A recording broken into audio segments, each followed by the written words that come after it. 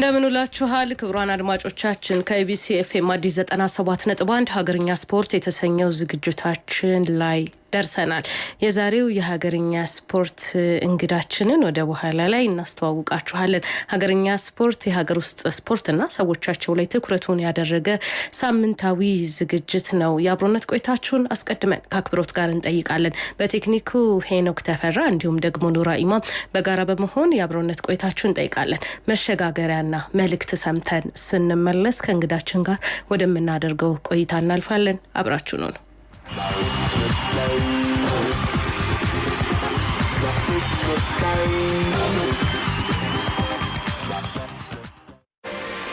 በኤምሬትስ ቢዝነስ ክላስ ሲበሩ ብሎም የዓለም አቀፍ ደረጃ ያላቸው ምግቦቻችንን ሲመገቡ በበረራው ላይ እስካሉ ድረስ የረፍት ቆይታው እንዳላለቀ ይገነዘባሉ። በኤምሬትስ ይብረሩ፣ በተሻለ ይብረሩ።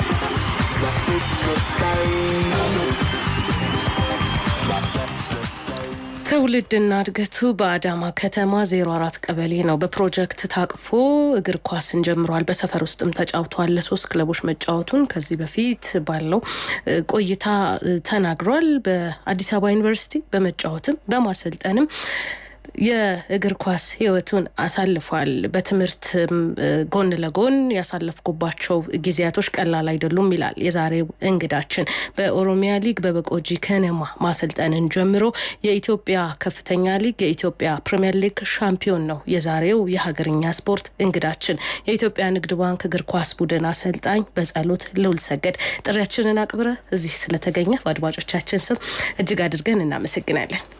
እኔም እንግዳ አድርጋችሁ ስለጋበዛችሁኝ አመሰግናለሁ።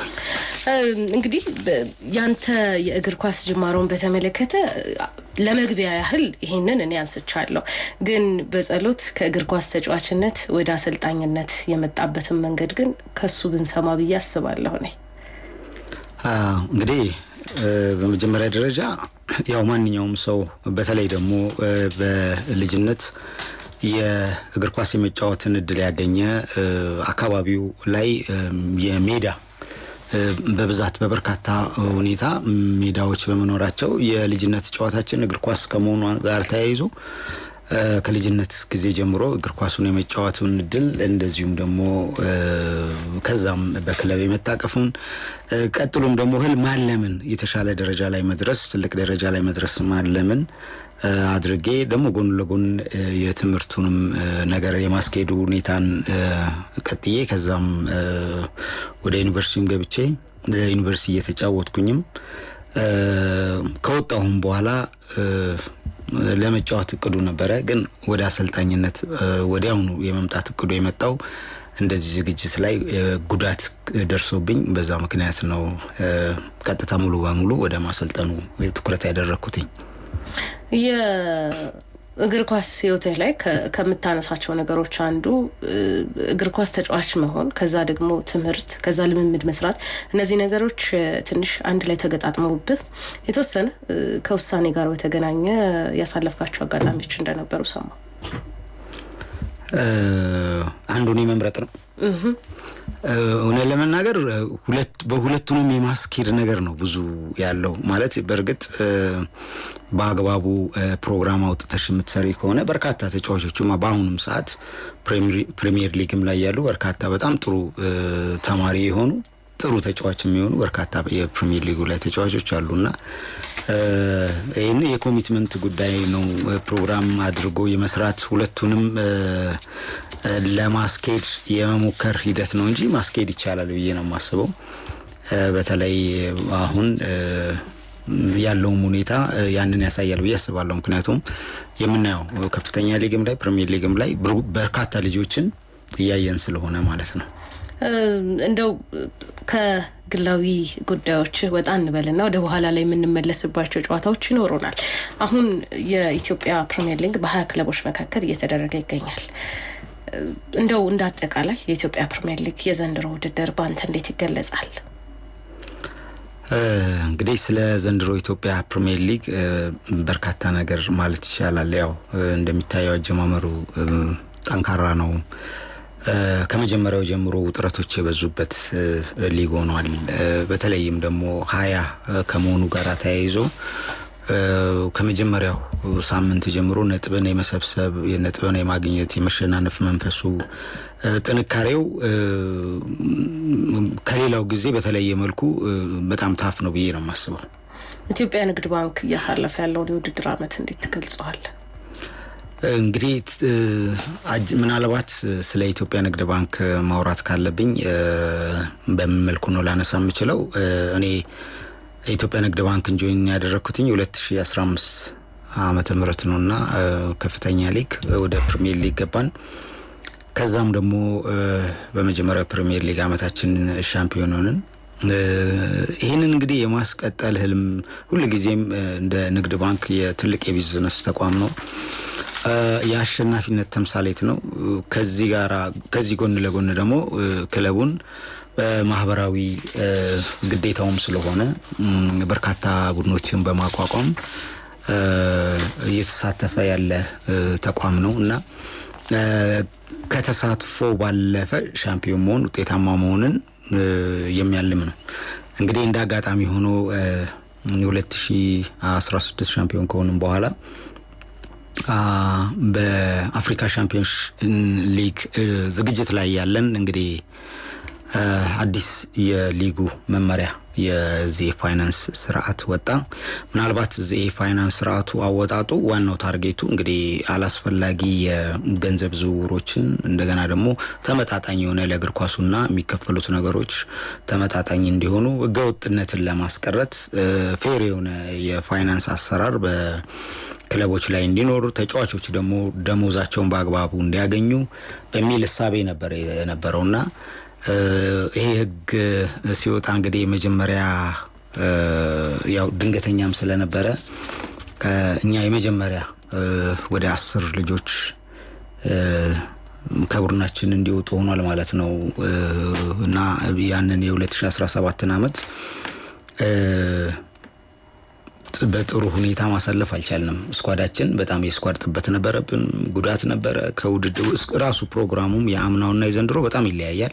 አምና ውድድርን እንደጨረስን ከአንድ ሳምንት በኋላ ሌላ የአፍሪካ ሻምፒዮን ሺፕ ዝግጅት ላይ ነበርን።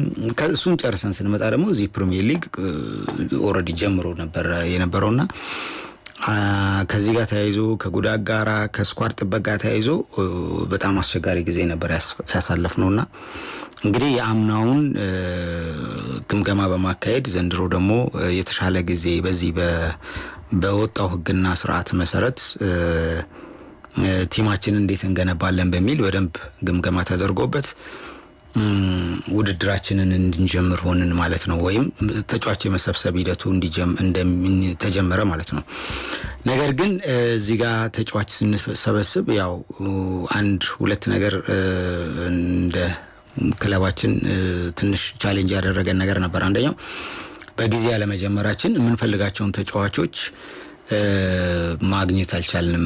ማለት ኦልሬዲ ሌሎች ክለቦች ከጀመሩ ኢቨን ዝግጅት ከጀመሩ በኋላ ነው እኛ እንቅስቃሴውን ላይ ጀመርነው የነበረው። ከዚህ ጋር ተያይዞ ደግሞ ወደ 20 ቀን ብቻ ነበር ዝግጅት ያደረግነው።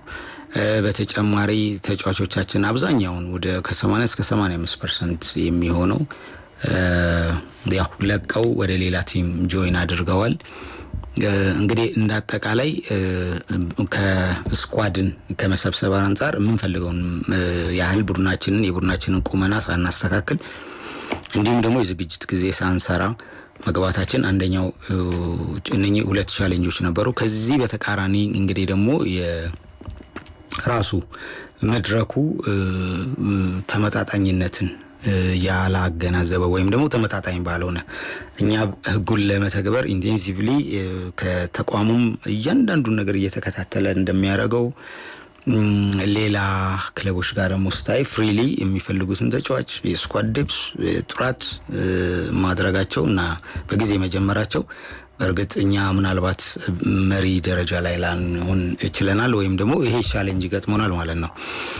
ግን እንዳጠቃላይ ውድድሩን በዚህ እነኚህ ያሉትን ፋክተሮች በገልጽልችም ቡድናችን ያው በተለያዩ በጣም ጥቃቀን በሚባሉ ምክንያቶች እስካሁን ጌሞችን ተሸንፈናል። 2 ጌሞችን ተሸንፈናል።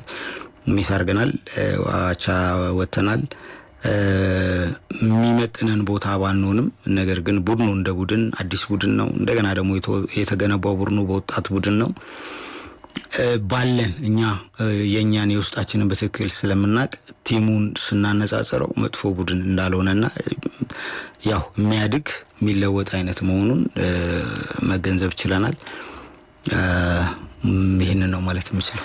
እንደው ከዚህ ከስኳድ ጥበት ጋር በተገናኘ የአዲስ አበባ ከተማ ዋንጫ ውድድርም ሲካሄድ ይሄን ነገር ስታነሳው ነበረ እና የስኳድ ጥበት ወይም ያዘዋወራችኋቸው ተጫዋቾች ከሌሎቹ ተጫዋቾች አንጻር ወይም ሌሎች ክለቦች አንተም ስገልጽ እንደነበረው ካስፈረሟቸው ተጫዋቾች አንጻር በጥራት በኩል ያላቸው ልዩነት እንዴት ነው የሚገለጸው? ምን ያህልስ እንደው በሀገራችን ባለው ሁኔታ በሊግ ደረጃ ባለው ሁኔታ ይሄ የተጫዋቾች የጥራት ደረጃ በምን ልክ ነው ሊቀመጥ የሚችለው? እንግዲህ የተጫዋች ጥራት እውነት ለመናገር እንደ ሀገር በጣም ክፍተት አለ። እሱን አንክድም። ምናልባት በትክክል ቁጥር ብንቆጥር ለምሳሌ ናሽናል ቲም ላይ ያሉ ከረንትሊ ያሉ ፐርፎርማንሳቸው የተሻለ የሆኑ ተጫዋቾች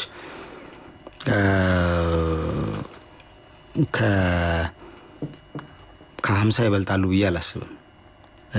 ከዚህ በተጨማሪ እንግዲህ ደግሞ ሌላው ምንድነው የውጭ ዜጋ ተጫዋቾች ናቸው የምንደምራቸው። በአጠቃላይ ምናልባት ከ80 እስከ 100 ቢሆኑ ነው እነኚህ በኳሊቲ ደረጃ የሀገር ውስጥንም የውጭውንም ጨምረን ማለት ነው።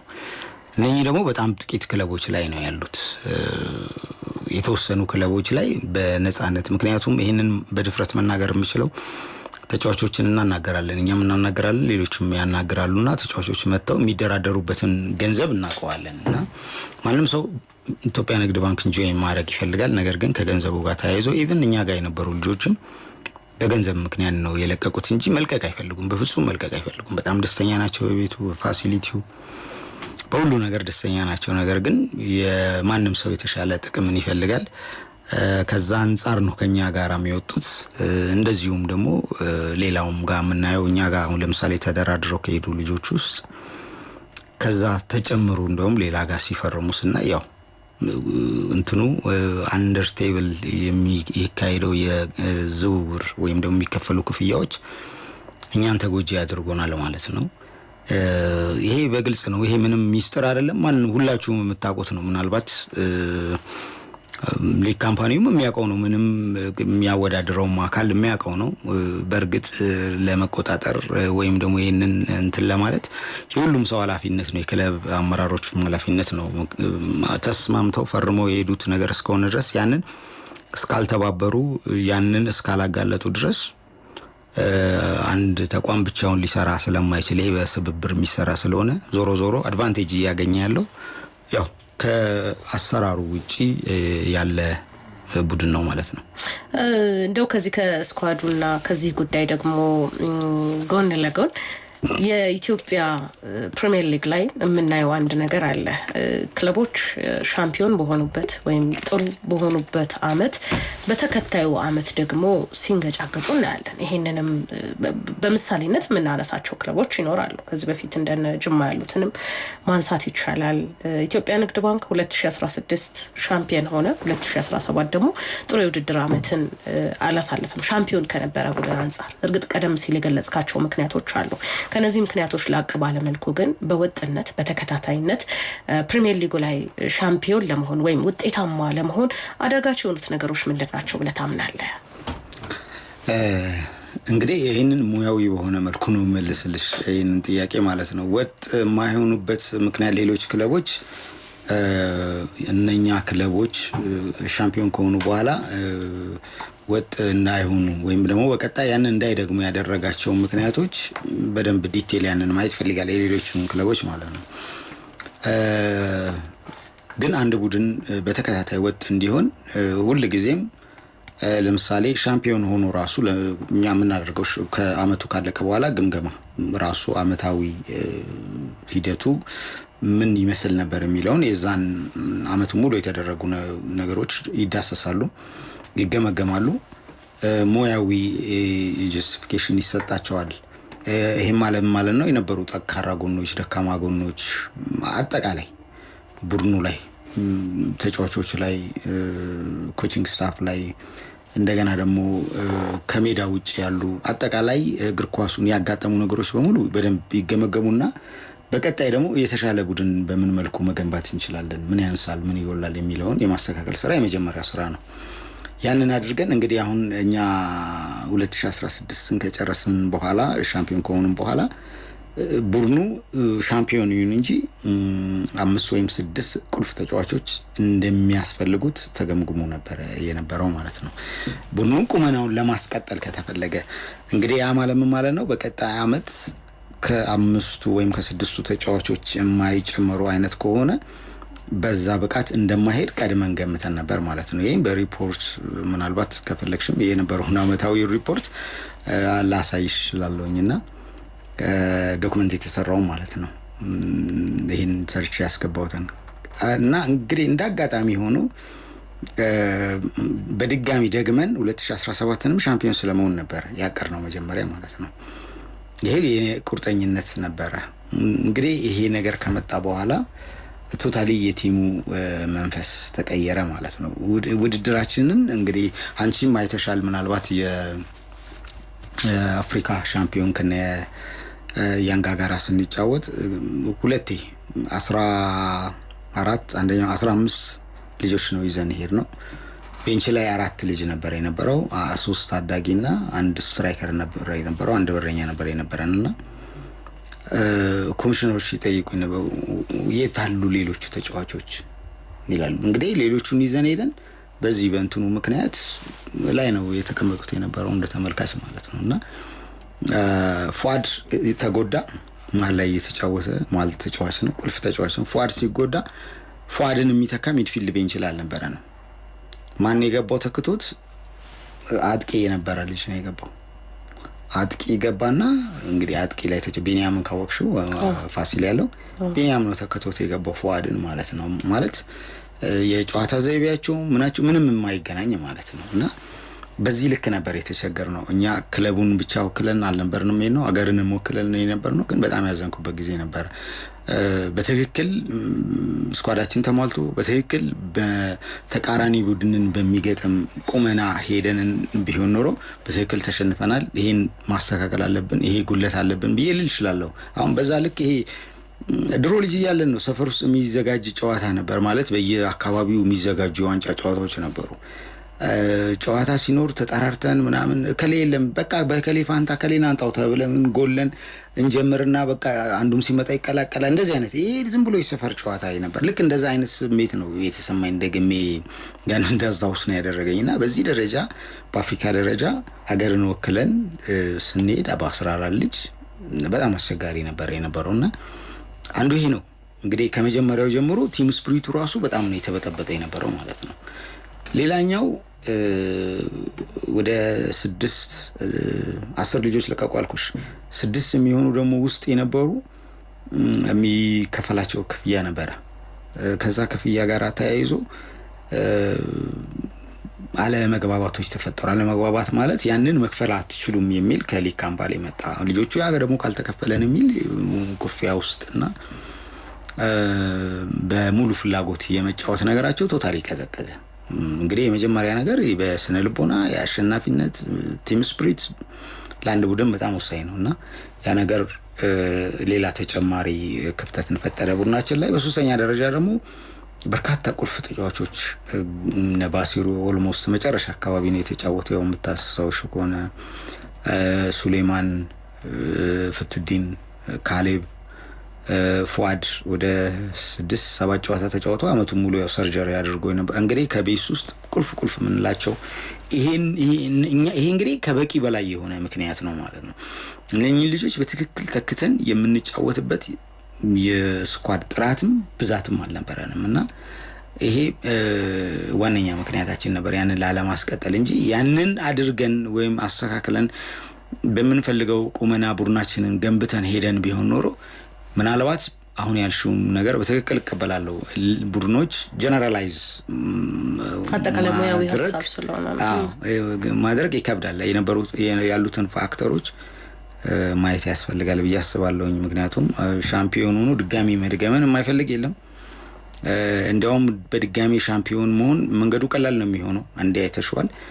የነበረውን ድክመት በደንብ ታውቂዋለሽ። አምና ስንሆን ቻሌንጅ የነበረብንን ነገር ያንን የማስተካከልና መንገዱን የመጥረግ ነገር ነው። በጣም ጥቂት ነገር ነው የምታስተካክዩና ከዛ አንፃር የገጠሙን ነገሮች ናቸው ብዬ ነው የማስበው። ግን አንድ ልማድ አለ አይደለ? በእግር ኳስ ውስጥ እንደ ልማድ የተያዘ ነገር የተጫዋቾች የውል ዘመንን በተመለከተ ለምሳሌ እናንተ በ2016 ሻምፒዮን ሆናችሁ በ2017 ብዙ ተጫዋቾች ውላቸውን ይጨርሱ ነበር። ልክ እንደዚህ ሁሉ ሌሎች ክለቦች ላይም በተመሳሳይ ይሄንን ነገር እናያለን። እንደውም በተወሰነ መልኩ ከታች ወደ ላይ የሚያድጉ ተጫዋቾች ግዴታ 3 ዓመትም ለዋናው ቡድን የማገልገል ግዴታ ስላለባቸው በዛው ልክ ውላቸው 3 ዓመትም የሚሆንበትን ከዛም በላይ እንደ ፍቃዱ የሚሄዱበት ጊዜ አለ። በአብዛኛው ግን ክለቦቹ 2 ዓመትና 1 ዓመት ነው ተጫዋቾችን የሚያስፈርሙት። ይሄ ከቡድን ግንባታ አንፃር እናንተ ላይ ያለው ነገርና ቀደም ሲል ካነሳ ነው ሀሳብ አንፃር እንዴት ታየዋለህ? አዎ በጣም ተጽዕኖ አለው። እውነቱን ለመናገር ለምሳሌ የሚሰጠው ኮንትራት በአጠቃላይ ይሄ ጥያቄ ላይ ለምሳሌ እኔ የማያይዘው ከአስተሳሰብ ጋራ ነው የማያይዘው። ምክንያቱም ታርጌት የሚደረገው ውጤትና ውጤትን ብቻ ስለሆነ አስተሳሰብ ከታች ከ17 ጀምሮ ታች ያሉ ጃለሜዳ ሄደሽ ብታይ ያሉ ውድድሮችን ውጤትና ውጤትን ታርጌት ያደረገ ብቻ ነው። ልጅ ማብቃት፣ ልጅ ማፍራት፣ ልጅን ለትልቁ ክለብ ወይም ደግሞ ወደሚቀጥለው ሌቭል የማሳደጉ ነገር አይደለም የመጀመሪያ እርምጃ ማለት ነው። ከታች ጀምሮ ላይም ሲመጣ ግምገማው ቲሙን የመገንባት ቲሙን ለምሳሌ በእቅድ ይዞ አንዳንድ ክለቦች ካልሆኑ በስተቀር በዚህ ዓመት ይሄንን ቡድን መገንባት፣ ይሄንን ማድረግ፣ ቀጥሎ ይሄንን ማድረግ፣ ይሄን ያህል ልጆች ከታች ማሳደግ፣ ቡድኑን በዚህ ሐሳቤ በቀጣይ ዓመት ወጥ በሆነ አሰራር በወጥ በሆነ ሁኔታ ቡድኑን ሻምፒዮን ማድረግ የሚል እቅድ ተይዞ ስለማይካሄድ ውድድር ሲገባ ሻምፒዮን ለመሆን ስለሆነ የአሰልጣኞችም ኮንትራት ከዚህ ጋር በተያያዘ ስለሆነ ኢሚዲየትሊ ከውጤት ጋራ ብዙ ነገሮች ይያዛሉ። ስለዚህ አጭር ነው የሚያስበው፣ አሰልጣኙም አጭር ነው የሚያስበው፣ ተጫዋቾችም ብዙ ያለው አሁን ዝውውሩ አጭር የሚያደርጉበት የራሳቸው ምክንያት አለ። በየአመቱ ያለው ኢንፍሌሽኑ የዋጋው የደሞዙ ሁኔታ የሚቀያየር ስለሆነ ያንን አድቫንቴጅ ለመጠቀም እንጂ ስቴብል ሆኖ ይሄ የክለብ ማሊያ የማን ነው የክለብ ፍቅር ወይም ደግሞ የማሊያ ፍቅር የምንለው ነገር አይታሰብም። ሞሮፍ ሁሉም ታርጌት የሚያደርገው ውጤትን መጠቀምን የሚለው እሳቤ ብዙ ኳሱን ጎድቶታል ብዬ አስባለሁ። ለዚህም ነው አጫጭር ኮንትራቶች ናቸው የሚበዙት። አሰልጣኙም አጭር ነው የሚፈርመው። ምናልባት እንደውም ተጫዋቾች 2 ምናምን ሊፈርሙ ይችላሉ። የተወሰነ ክለቦች ደግሞ 2-3 ሊያስፈርሙ ይችላሉ። ከዛ ውጪ ከውጤት ጋራ የተያያዘ አካሄድ ስላለ ሌላም አሰልጣኝ ቢመጣ ይሄኛው ይሰበሰባቸውን ይሄኛው ያለመውን ሌላኛውም ቢመጣ ይሄኛው ያበላሸውን ያኛው ሊያስተካክለው አይችልም። በጣም ሬር ነው እንትኑ አሰራሩ ራሱ ሲስተሙ የእግር ኳሱ ሲስተም ራሱ መፈተሽ አለበት ብዬ ነው የማስበው። ይሄን ለማስተካከል በመጀመሪያ እንግዲህ የክለብ አመራሮች በባለሙያ የሚደገፉ ከሆነ ስቴብል የሆነ አሰራር ሲመጣ ነው ፕሪሚየር ሊጉም ጠንካራ ሊሆን የሚችለው፣ ተጫዋቾቹም የተረጋጉ ሊሆኑ የሚችሉት፣ ፐርፎርማንሳቸው ላይ ትኩረት ሊያደርጉ የሚችሉት፣ ከዚህም ደግሞ አልፎ ብሔራዊ ቡድን ላይ የሚመረጡ ተጫዋቾችም ጥሩ መሆን የሚችሉትና ሀገር ማገልገል የሚችሉት በዚህ አካሄድ ከሄድን ነው። በርካታ ከፋክተሮች ውስጥ አንዱ ወይ እግር ኳሳችንን ከሚጎዱ ምክንያቶች ውስጥ አንዱ ይሄ አሰራርም ነው ብዬ ነው የማምነው። ከውድድር ፎርማት ወይም የውድድር ቅርጽን ጉዳይ እናንሳ። አንተ 2008 ላይ አዲስ አበባ ከተማ ወደ ፕሪሚየር ሊጉ ሲገባ ምክትል አሰልጣኝ ነበር ከአሰልጣኝ ስዩም ከበደ ጋር። ያ ማለት እንግዲህ የቀደመውን ከኮቪድ በፊት የነበረውን የውድድር ፎርማትና ቅርጽ ላይ ነበርክ በአሰልጣኝነቱ። አሁን ደግሞ በተለይ በዋና አሰልጣኝነት በፕሪሚየር ሊጉ ከመጣ በኋላ ኮቪድም ሌሎች ምክንያቶችም ተደማምረው የመጣ የውድድር ቅርጽ አለ። ይሄ ከቡድናችሁ ወይም ከናንተም ይሁን አጠቃላይ ከሊጉ አንጻር ያለው ተጽዕኖና ጠቀሜታ እንዴት ይታያል? የውድድሩ ቅርጽ ወይም ፎርማት የውድድሩን ፎርማት በሁለት መልኩ ማየት እንችላለን። የበፊቱ ፎርማት ለምሳሌ የራሱ ጠቀሜታ አለው፣ የራሱ ጉዳት አለው።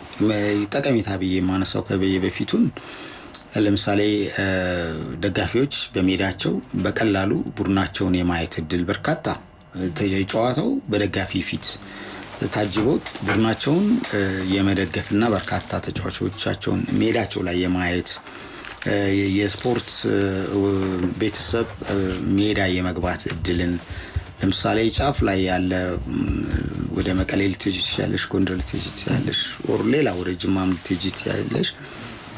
አዲስ አበባ ላይ መጥተው ወይም ደግሞ ድሬዳዋ ሄደው የማያዩትን ጌም በተለይ ሆም የሆኑ ጌሞችን እዛው ሜዳቸው ላይ ቡድናቸውን የመደገፍ የማበረታታት እና ህብረተሰቡን ወደ ስቴዲየም በመመለስ በኩል ስታዩ እድል እንዲያገኙ በማድረጉ ወጣቶች፣ ህጻናቶች ያንን እድል ከማግኘት አንፃር እንደ ጠቀሜታ ነው የሚታየው። በሌላኛው ደግሞ በኩል ኔጌቲቭ ሳይዱ አብዛኛው ስቴዲየሞቹ ብቁ ካለመሆናቸው አንፃር በጣም አስቸጋሪ ሁኔታ ለውድድሩ ለስፖርቱ መንፈስ አስቸጋሪ መሆኑ በሌላኛው በኔጌቲቭ ሳይድ የሚታይ ነው።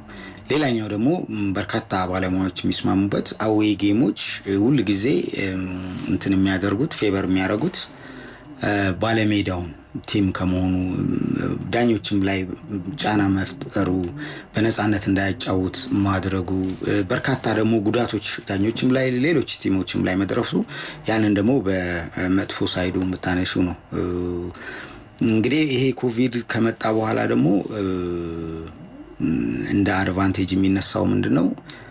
አንድ ቦታ ላይ ተሰባስበው ቡድኖች ሞር አቅም ያለው ቡድን እዛኛው ላይ ያነሷቸው ኔጌቲቭ ነገሮች መቀነሳቸውና አንድ ቦታ ላይ ተሰባስበው መጫወታቸው እንደገና ደግሞ አንድ አሰልጣኝ ቡድኖችን በጠቅላላ ጨዋታዎችን አይቶ ጨዋታዎችን የመገምገም ተጫዋቾችን እያንዳንዱን የማወቅ በቅርበት የማየት የብሔራዊ ቡድን አሰልጣኞችም በቅርበት ተከታታይ ጨዋታዎችን አይተው የሚፈልጉትን ተጫዋች የማየት እድል ይሄ እንደ አድቫንቴጅ እናየዋለን። ይሄኛው ደግሞ እንደ ኔጌቲቭ የሚነሳበት ነገር ምንድነው? በርካታ ክለቦችን በአንድ ቦታ ላይ የማስተናገድ በተለይ ከሜዳ ጋር ተያይዞ በጣም አስቸጋሪ ነው ሁኔታው ያለው። ይሄ ማለት ነው የልምምድ ሜዳ ማነስ፣ ልምምድ ሜዳ ከማነሱ ጋር ተያይዞ የሚሰጠው የልምምድ ሜዳ ለምሳሌ አንድ ሰዓት ምንም አይነት ልምምድ የምትሰሪበት አይደለም። አንድ ሰዓት የሽንሸና ስራ ነው። 30 ደቂቃ 25 ደቂቃ የማሟሟቂያ ሆኖ ዋናውን ስራ ሳሰሪ የልምምድ ሰዓትሽ ያልቃል። አንድ ሜዳ ላይ 4-5 ቡድን ሊለማመድ ይችላል። ይሄ በጣም ለአሰልጣኙም ለእግር ኳሱም እድገት በጣም ፈታኝ ነው ማለት ነው። ምናልባት ይህንን ፎርማት የማሻሻሉ ሁኔታ ቢኖር ለምሳሌ አሁን ዘንድሮ 2 ከተማ ላይ አይደለ እየተካሄደ ያለው 2 ከተማ ላይ እየተካሄደ ያለውን ከተማዎቹን በዛ አድርጎ በአንድ ጊዜ 3-4 በርግጥ የሚያስቸግርበት ሁኔታ አለ። ከዳኝነት ጋር የዳኛ ጥረት ምናምን ብለን ብዙ አስቸጋሪ ነገሮች ይኖራሉ። ነገር ግን የከተማ ብዛቶቹ ጨምረው ወይ 3 እንደዚህ 4 የሚሆንበት ቀጣይ መርሃ ግብር ላይ ወደ 3 ከፍ ብሏል አይደል? ቀጣይ መርሃ ግብር ላይ አዳማ፣ ሐዋሳ፣ አዲስ አበባ የሚል አይቻለው። ፕሮግራሙ ላይ አዲስ ነገር ከሌለ እኩል አይመስለኝም እኮ እኩል አይመስለኝም። 2 ነው አዲስ አበባና ሆኖ ከዛ 3ኛ ደግሞ እዛ ይሄዳል። አሁን ለምሳሌ እኛ ሐዋሳ 2 ጨዋታ ደርሶናል። የመጨረሻዎቹን እዛ እንሄዳለን።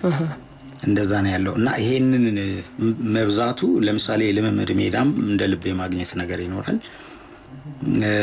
እንደገና ደግሞ ራሱ ሌላኛው ቻሌንጅ ምንድነው? ከዚህ ጋር ተያይዞ ስኬጁሉ የፕሮግራሙ በየ3 ቀኑ መጫወት። ለምሳሌ እኛ ከሲዳማ ጋር ከመቻል ጋር ስንጫወት በ3 ቀን ልዩነት ነው እኛ የተጫወት ነው እና ስኳድ ያለው ቡድን ምንም ችግር የለውም ቀይሮ ሊጫወት ይችላል። ግን ስኳድ ጥበት ያለበት ቡድን ደግሞ በ3 ቀን መጫወት ማለት በጣም አስቸጋሪ ነው የሚሆነውና ይሄንንም ለማስተካከል ይረዳል። ለምሳሌ በትክክል የተጫዋቹን ፐርፎርማንስ ወጥ እንዲሆን ለማስቻል አንደኛው ራሱ ፎርማቱ የራሱ ተጽዕኖ ስላለው ማለት ነው። በቀኖችና በቀኖች መካከል ያለው ፎርማል ቀጥተኛ ተጽዕኖ አለው በተጫዋች ፐርፎርማንስ ላይ። ለምን ካልሽኝ ከጨዋታ መልስ ያሉ ቀናቶች የማገገሚያ የርምት መስሪያ ቀጣይ ደግሞ ዝግጅት የሚሰሩ ልምምዶችን የመስራ እና የተለያዩ ስራዎችን ሰርተን ለዛ ለውድድር የምንበቃበትን ቀኑ በማጠሩ ምክንያት ለማገገሚያ አይሆንም፣ ለልምምድ አይሆንም። ከውድድር ወደ ውድድር ምንም በጣም አስቸጋሪ ነው ማለት ነው። ያው አውሮፓ ላይ የምታዩን ቦክሲንግ እንግዲህ እኛ ሀገር ላይ ደግሞ ያው በተለመደ ሁኔታ አመቱ ሙሉ ሴንስ የምናደርገው ነገር ነው ማለት ነው። እና ይሄ ራሱ እግር ኳሱ ላይ በጣም አደገኛ ከሚባሉ ነገሮች ውስጥ አንዱ ይሄ ነው። እና ፎርማቱን በዚህ መልኩ ነው የማየው። መልካም የሊጉን ጉዳይ በዚህ መልኩ ካነሳን ወደ ብሔራዊ ቡድኖች ጉዳይ እንሻገር። ከሰሞኑ እንግዲህ ልክ የዛሬ ሳምንት በዚህ ሰዓት የኢትዮጵያ ከ17 ዓመት በታች ብሔራዊ ቡድን ወደ አፍሪካ ዋንጫ ማለፉን ያረጋገጠበትን ውጤት ያስመዘገበበት ነው። እዚህ ቡድን ውስጥ ደግሞ አንተ በምታሰለጥነው ክለብ ውስጥም ጭምር የሚጫወት ተጫዋቾች ለዋናው ብሔራዊ ቡድን ግልጋሎት ይሰጣሉ። እንደነ ሁዘይፋ ሻፊ አይነት ተጫዋቾችን አይተናል። ይሄ ውጤት ምን ማለት ነው? የታዳጊ ቡድን ለአፍሪካ ዋንጫ ማለፍ፣ ከዛ ደግሞ ብዙ ተመልካችም ብዙ ሰውም በልጆቹ አቅም በልጆቹ ችሎታ ያለውን አድናቆትና ሀሳብ ሲናገር ነበረ። እንደው እንደ ባለሙያም ጭምር እንደ ንግድ ባንክ አሰልጣኝ ብቻ ሳይሆን እንደ ባለሙያም ጭምር ይሄ ውጤት ምን ማለት ነው? ከባለሙያ አንፃር የሚሰጠው መልእክት ምንድን ነው? ያው እንግዲህ ይሄ ውጤት ለመምጣቱ የመጀመሪያው ነገር እነኚህ ታዳጊዎች ሲመለመሉ ወይም ደግሞ የተሰራው ስራ ከጀርባ ጠንካራ መሆኑን የሚያሳይ ነው። በቅርበትም እኔም እየተከታተልኩ ነበረ። በደንብ የምልመላ ሂደቱ ጊዜ ወስደው በጣም በሰፊው ምልመላ አንደኛው ነው። እንግዲህ በተለይ በታዳጊ ላይ ምልመላ የራሱ የሆነ እውቀትን ይፈልጋል፣ ባለሙያን ይፈልጋል። እንደገና ደግሞ መስራት ከምትፈልጊው ቲም ጋራ ሊዋሃድልሽ የሚችለውን ተጫዋች የመመልመል አቅምን ይፈልጋል። የመጀመሪያው ምልመላ ጥሩ ምልመላ መልምለዋል። አንደኛው ይሄ ነው። ይሄንን ምልመላ ደግሞ አንድ አድርጎ እንደ ቡድን ብቃታቸውን የማሳደግ ስራ ተሰርቶ በደንብ ጥሩ ዝግጅት ተደርጎበት ውድድር ላይ በመግባታቸው ለዚህም ውድድር በደንብ ትኩረት በመሰጠቱ ውጤታማ ሊሆኑ ይችላል ማለት ነው። እንግዲህ በአፍሪካ ወደ አፍሪካን በማለፋቸው በጣም የሚያስደስት ነው። ጌሞቹንም አይቻለሁኝ። ሁለተኛውን ሶስተኛውን ጌም ነው አጋጣሚ እኛም ጨዋታ ስለነበረን ያንን አላየሁኝም። ሌሎቹን ጌም በሙሉ አይቻለሁ። ያኛውንም ቢሆን በዩቲዩብ ላይ አይቼዋለሁኝ። ምንድነው ትልቁ ቁም ነገር አሁን ለአፍሪካ ዋንጫ አልፈናል። ታዳጊዎቹ ብቃት እንዳላቸው አሳይተዋል። ይሄ በጣም የሚበረታታ በጣም የሚያስደስት በርካታ ደጋፊንም ወደ ስቴዲየም የመለሰ ደስ የሚል ሁኔታ ነው እዛ መገንዘብ የቻልኩት። ነገር ግን እዚህ ላይ መቆም የለበትም ብዬ ነው የማስበው። ለምሳሌ እነኚህን ወጣቶች በቀጣይነት ደግሞ ይህንን ብቃታቸውን ይዘው እንዲቀጥሉ፣ እንዲያሻሽሉ፣ እንዲያድጉ ያስፈልጋል። ያለው ለዛ በቃ የአንድ ሰሞን ብቻ ነው የሚሆነው ማለት ነው። ስለዚህ ትልቁ ቁም ነገር ያንን ማኔጅ ማድረግ ነው። ያንን ብቃታቸውን እንዲያሳድጉ ጣራ ላይ እንዲያደርሱት ከዛ በኋላ ይሄ ከ17 ዓመት በታች ያሉ ልጆች በቀጣይ 20 ዓመትን እንዲወክሉ በቀጣይ ናሽናል ቡድኑን እንዲወክሉ ጥሩ ተተኪ እንዲሆኑ በጣም ከፍተኛ ክትትል ያስፈልጋል። ይሄ አንድ ግለሰብ ላይ ወር ደግሞ ኮቻቸው ላይ የሚጣል ብቻ ሳይሆን እንዳጠቃላይ ኮቾቹ ወደሚሄዱበት ክለብ እንዲሁም ደግሞ ወላጆች በአጠቃላይ ልጆቹን የመቆጣጠር ብቃታቸውን የመከታተል ኃላፊነት ሁሉም ሰው አለበት። እንግዲህ በቀጣይ ይሄንን ማድረግ ከተቻለ ደግሞ ሌሎች ልጆችንም ለብሔራዊ ቡድን ማግኘት እንችላለን ማለት ነው። ከዚሁ ጎን ለጎን ደግሞ በስፋት ሊሰራበት ይገባል። ምናልባት ይሄንን በርግጥ ከተለያየ ቦታ ከተለያየ ጣቢያ የመመልመል ነገሩ እንትን ተብሎ ነው የተሰራው። ይሄንን ራሱን ተመሳሳይ ጣቢያዎች የተለያየ ቦታ በማድረግ ለምሳሌ አዋሳ ላይ ሊሆን ይችላል ኦር ሌሎች ፖቴንሻል ኤሪያዎች ላይ ሊሆን ይችላል።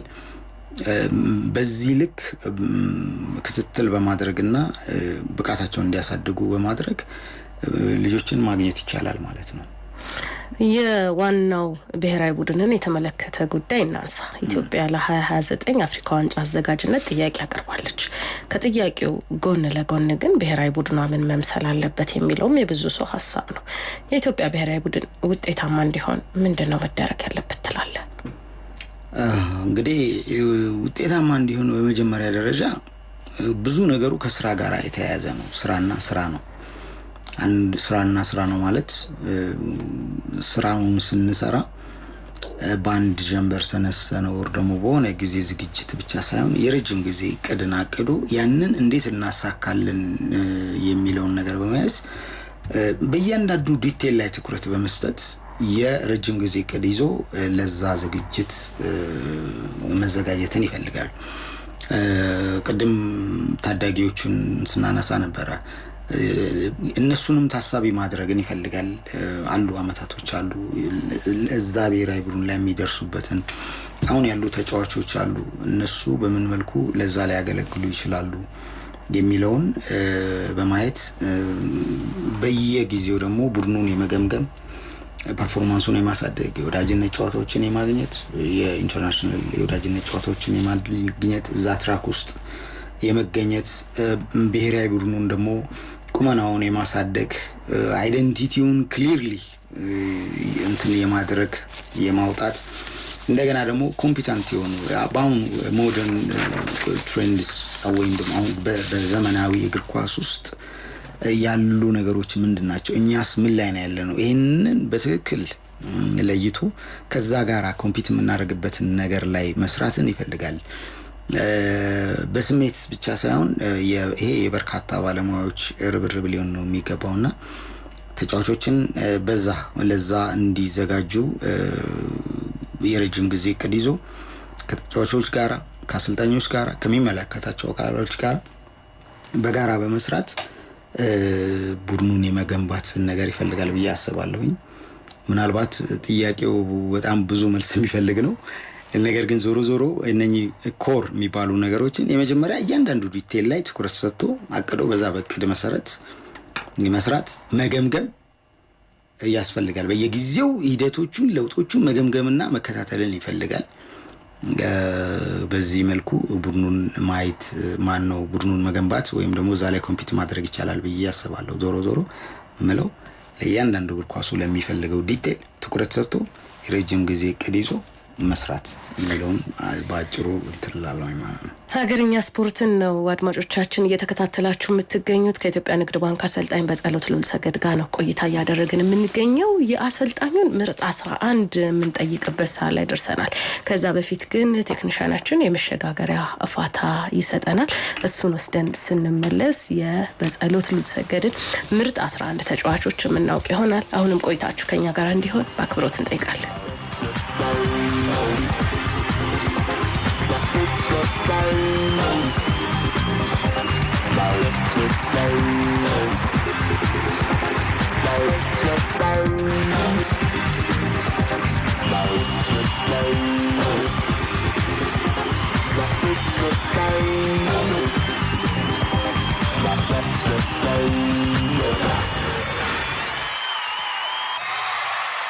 ስፖርት ሀገርኛ ስፖርት ኤፍኤም አዲስ 97.1 ላይ ማክሰኞ የሚቀርብ ዝግጅት ነው። የበጸሎት ልዑልሰገድን ምርጥ 11 የምናውቅበት ሰዓት ላይ ደርሰናል እያልኩኝ ነበረ። ከዛ በፊት ግን በጸሎት እንደው አሰልጣኝነቱ ወይም ይሄ ስራ ላይ ያለው በቁም ነገር ስራን ከመስራቱ ባሻገር ግን ዩኒቨርሲቲ ያለ የአሰልጣኛችሁን ድምጽ ታስመስል እንደነበር ሰምቻለሁ። ወደ ድምጽ የማስመሰል ክህሎት ነው ወይስ ተመችቶ ነው? እሱን እናንሳ። ያው ተጫዋች የሆነሽ እንዲሁ ለጨዋታ የምታረጋቸው ነገሮች ነው። ምናልባት በፊት በርግጥ እንደዚህ ከጓደኞችሽ ጋር አንዳንድ ጊዜ የምትጫወቸው የምትቀልጂው ነገር አለ። ከዛ አንፃር ይመስለኛል በጣም ጎበዝ ነበር አሉኝ ስሰማ። እንጃ እንግዲህ ለሁሉም ምርጥ 11 ተጫዋቾችን እናውቅ። ኦኬ እንግዲህ ምርጥ 11 በርካታ ተጫዋቾች አሉ። በጣም ምርጥ ለመምረጥ ሁላ ያስቸግራል። በየቦታው በጣም በርካታ ኮምፒታንት የሆኑ አገራቸውን ያገለገሉ ብሔራዊ ቡድንን ያገለገሉ ወጥነት አሉ። ግን ግዴታ መምረጥ ስላለብኝ በረኛ ደሳለኝን መርጣለሁ። ደሳለኝ ስንት አሰላለፍ ስንት አዎ 3-4-3 በዳይመንድ ማለት ነው። ደሳለኝ ገብረ ጊዮርጊስ በርካታ በረጅም ዓመታት በወጥነት ብሔራዊ ቡድንን ያገለገለ ከመሆኑ አንፃር ያው ከሱ ጋር ኮምፒታንት የሆኑትን ሳንረሳና ሊረዲን ሳንረሳና በለጠ ወዳጆን ሳንረሳ ማለት ነው።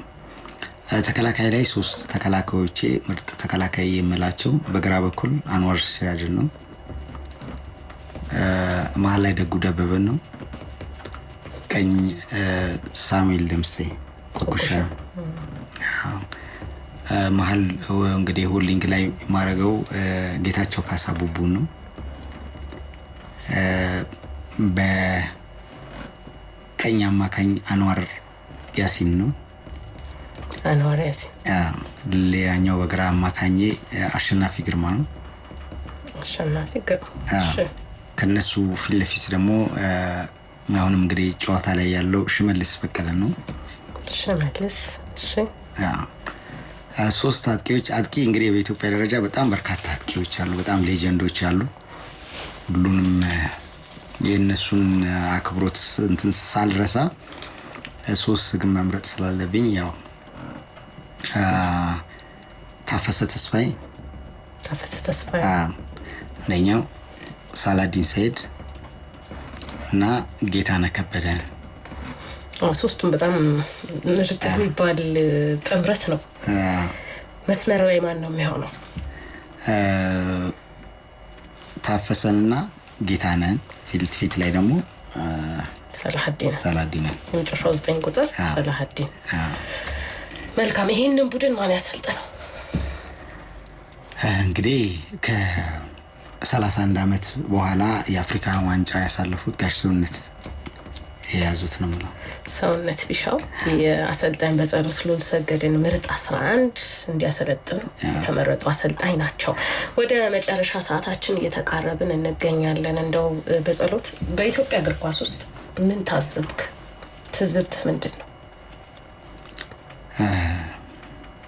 2 ነገር ነው ማለት የምችለው። አንደኛው እግር ኳሳችን ተስፋ እንዳለው ማለት ብዙ አቅም ያላቸው ወጣቶች እንዳሉ ባሰራውባቸው አመታቶችም ውስጥ ያየሁትና መመሰክረው ነገር ነው። ብቃት ያላቸው እግር ኳስን የሚወዱ ወጣቶች እንዳሉ፣ አቅም ያላቸው ልጆች እንዳሉ የተረዳውበት ይሄኛው ፖዚቲቭ ፓርቱ ነው ማለት ነው። በሌላኛው መልኩ ደግሞ እግር ኳሱ የሚያሳዝን በጣም የተጨመላለቀ ሙስና ያለበት ኢንፎርማል ነገሮች የሚበዙበት ሁለቱን አንድ ላይ ሳየው የተደበላለቀ ስሜት ይሰማኛል። ግን ዞሮ መስራት ከተቻለ ክፍተቶችን ማረም ከተቻለ ይሄንን መጥፎውን ገጽታ ማጥራት ከተቻለ እግር ኳሱ ማደግ እንደሚችል ተስፋ እንዳለን ነው የሚሰማኝ ማለት ነው። እንደው ከአጫዋት አንፃር በጸሎት ምን አይነት አጫዋት ይገዛዋል? ወይም ደግሞ እንዳሰልጣኝ እንዲህ ያለው የጨዋታ መንገድ በጣም የምወደው ሁሌም እየተከተልኩትን ብሄድ ደስ ይለኛል የምትለው አጫዋት የትኛው ነው? እንግዲህ የምወደው የማስበው እግር ኳስን ቤዝ ያደረገ እግር ኳስን መሰረት ያደረገ ሆኖ ትራንዚሽን ለምሳሌ ኳስ ፖሰስ አድርጎ በጣም ስሎ በሆነ ሙቭመንት ሳይሆን ኳሱም በፍጥነት ከሜዳ መውጣት በፍጥነት ሰው አጋጣሚ ሜዳ ላይ መድረስ ማጥቃት የሚለው ላይ ሞር ፖሴሽን ቤዝድ የሆነ ግን ፍጥነት የታከለበት ነገር ይመቸኛል።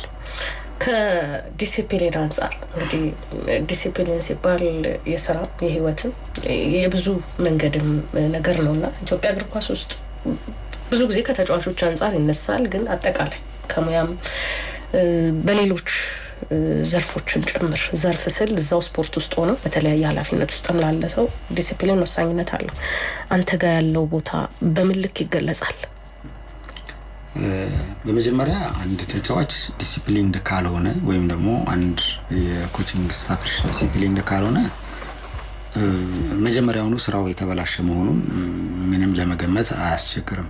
ዲሲፕሊን ያልሆነ ተጫዋች ስትይዥ ቡድን ውስጥ ከመጀመሪያው የመሸነፍሽ ምክንያት መሆኑን ማወቅ አለብሽ ብዬ ነው የማስበው። በመጀመሪያ ማለት ዲሲፕሊን እንግዲህ ቀደም እንዳልሽው በተለያየ መልኩ ነው የሚገለጸው። አንደኛ ከስነ ምግባር ጋራ፣ ሌላኛው ከሙያ ዲሲፕሊን ጋራ ማለት ነው። ስራን ኮሚትመንት ከመስራት ጋራ በተያያዘ ማለት ነው። ዞሮ ለምሳሌ ተጫዋችን ስመለመል የራሱ መስፈርት አለ። ተጫዋች ፕሮፋይል የመጀመሪያ እንግዲህ ብቃቱ ምንድነው፣ ያሳለፈባቸው 2 3 4 5 አመት ወደ ኋላ ሄዶ ምን አይነት ብቃት አለው የሚለው የመጀመሪያ የሚመለመልበት ነው። ሌላኛው ከዲሲፕሊን አንፃር ይሄ እንግዲህ ብቃቱ ሲመለመል አብሮ ምን አይነት የጨዋታ ዘይቤ እንከተላለን፣ ለዛ የሚሆን ተጫዋች ነው ወይ የሚለው ታሳቢ ተደርጎ ማለት ነው። ሌላኛው ከሙያ ዲሲፕሊን እና ራሱ ከባህሪ ከስነ ምግባር ዲሲፕሊን ጋራ በተያያዘ ልጁን የመገምገምና ያንን እንደ አንድ መስፈርት የማድረግ ነገር አለ።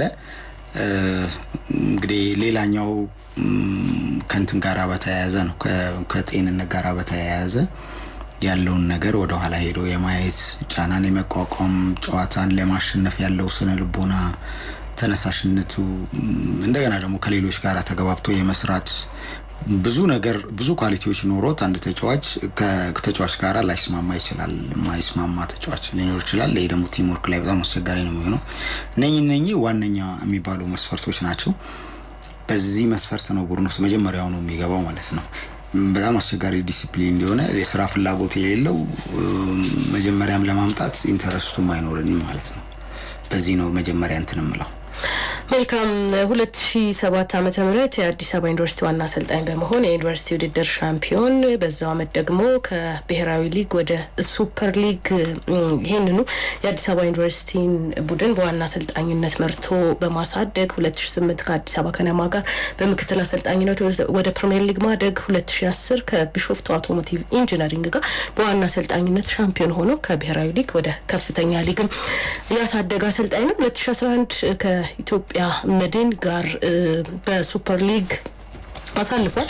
ቡድኑንም እንግዲህ ፕሪሚየር ሊግ በማብቃት ደረጃ ትልቅ አስተዋጽኦ የነበረው አሰልጣኝ ነው። በ2013ም በሱፐር ሊግ የገላን ኢትዮጵያ ዋና አሰልጣኝ ሆኖ 3ኛ ደረጃን ይዞ ጨርሷል። በ2014 የኢትዮጵያ መድን ዋና አሰልጣኝ ሆኖ በድጋሚ የሱፐር ሊግ ሻምፒዮን በመሆን ወደ ፕሪሚየር ሊግ አሳድጎታል። የመጀመሪያው ላይ 2ኛ ደረጃን ይዞ አጠናቋል። ከኢትዮጵያ 2011 ሁለተኛ፣ 2014 ደግሞ ሻምፒዮን ሆኖ ወደ ፕሪሚየር ሊግ እንዲያድግ ሆኗል። 2015 ደግሞ ከኢትዮጵያ ንግድ ባንክ ጋር የከፍተኛ ሊግ ሻምፒዮን ሆነ። ከዛም ወደ ፕሪሚየር ሊጉ ተቀላቅሎ የ2016 ሻምፒዮን የሆነው አሰልጣኝ በጸሎት ልዑል ሰገድ ነበር የዛሬው የሀገርኛ ስፖርት እንግዳችን። የስቱዲዮ ሰዓታችን የመጨረሻው ምዕራፍ ላይ እንደደረስን ያመላክታል።